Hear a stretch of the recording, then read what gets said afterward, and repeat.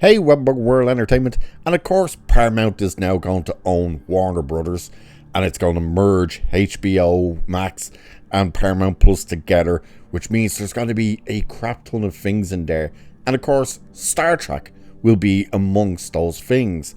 Now, if you remember, recently, all the original movies up to the 2009 movie got removed from Paramount Plus, only in the US. And I think they actually ended up on HBO.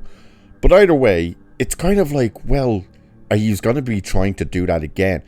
But David Ellison has done this big financial call thing with investors and stuff to assure them what the company will grow to. And he's name dropped Star Trek a few times in this. So we'll have a look at this because we know that he has said and is looking at Star Trek, amongst other things, as tentpoles for the company and the studio. So it's saying here, on Friday, it was reported that Paramount was on the verge of winning the months-long bidding war with Netflix over Warner Bros. Discovery.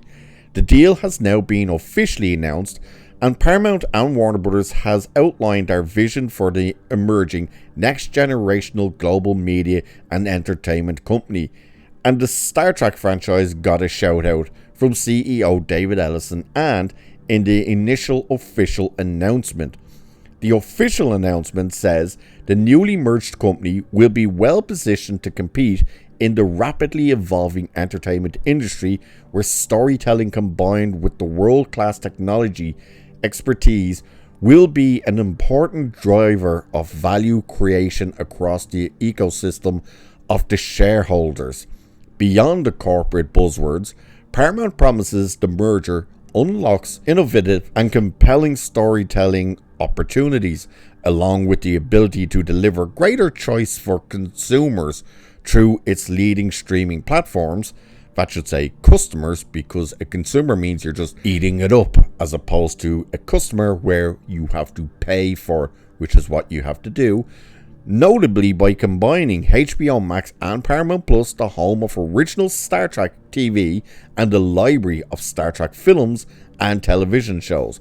On a call with investors and the media today, Paramount CEO David Ellison brought up Star Trek as part of his prepared opening remarks, where he said, "Our combined company will be home to many of the greatest, most recognizable and beloved franchises in the world, from Harry Potter to Top Gun, Star Trek to Looney Tunes, Game of Thrones to Yellowstone. This represents tremendous opportunity, and we fully intend to invest in the creative engines of both studios, making them the most sought after destination for the industry's leading creative talent."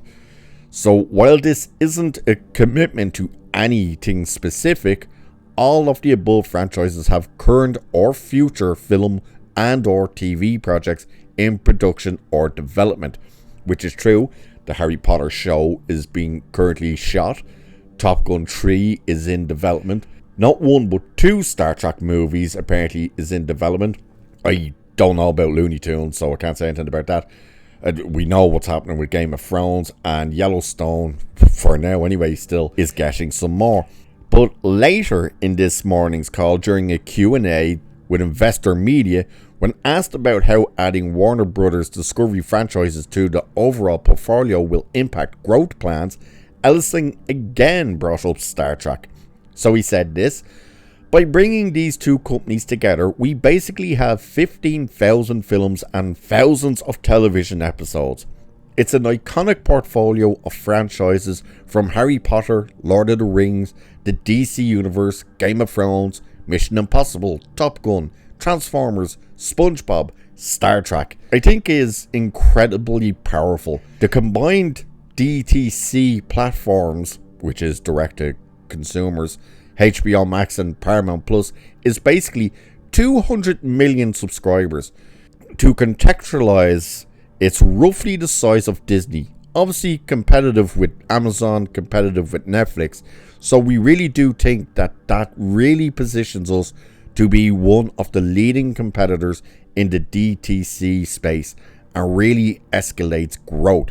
What I find interesting actually about that statement is he's saying by putting HBO Max and Paramount Plus together, it brings them basically up to 200 million subscribers, so it puts them on par with Disney Plus. That's interesting when you think of how they were all trying to say it'll cause a monopoly if they get that. When you think the subscriber numbers would only go up to 200 by combining these two. That's actually interesting. That means they don't actually have all that many subscribers on each one of those. So to say it caused a monopoly where, you know, everything will be in one place, it clearly is not dragging people in. So don't know about that. So today's presentation to investors also included some Star Trek imagery as they went through some of the details and the financials behind the deal. Unfortunately, it was Star Trek Beyond's imagery they used. You could have used something that maybe didn't lose you money, but you can see that he's bringing up Star Trek in the main things that he wants to focus on, like the big tentpole things. He's recognizing Star Trek as one of them things. The problem they have is they've now announced not one but two movies. So there's that one that's being written by the two guys, can't remember their name, John something and whatever. And then there's this other unspecific one. Problem is, and this is coming from insiders within Paramount and Skydance, they're saying, yeah, they want to do these new movies. They want to go with new people and stuff like that. They haven't a clue what they actually want to do with it though. How to do it and where to do it. So it's like they've got this franchise, they've announced these things, but then it's the case of, well, what do you want to do? And they're like, don't know. So it's not great to start your thing off with by announcing these things, and then the reality is you don't actually quite know what you want to do. The one thing that is known they want to do, obviously, is dump Kurtzman. They want this secret hideout deal done. They want that gone. And the thing is, and this is why they were always so hesitant as well to move forward with another Calvin timeline one, is as soon as they put one of those movies into production, J.J. Abrams gets shares in the merchandise from it. So if you remember, I did a video the other day where we talked about Alex Kurtzman wanted the full license for the merchandise, and JJ tried that with the movies. The compromise with JJ was that, okay, you can have a percentage of what the merchandise brings in, but it was the case of any time they make one of his movies, he gets shares in the merchandise, and they didn't want that, which is why they also pulled the plug on making more of his movies. But overall, Paramount, they do recognize that Star Trek is a viable commodity for them.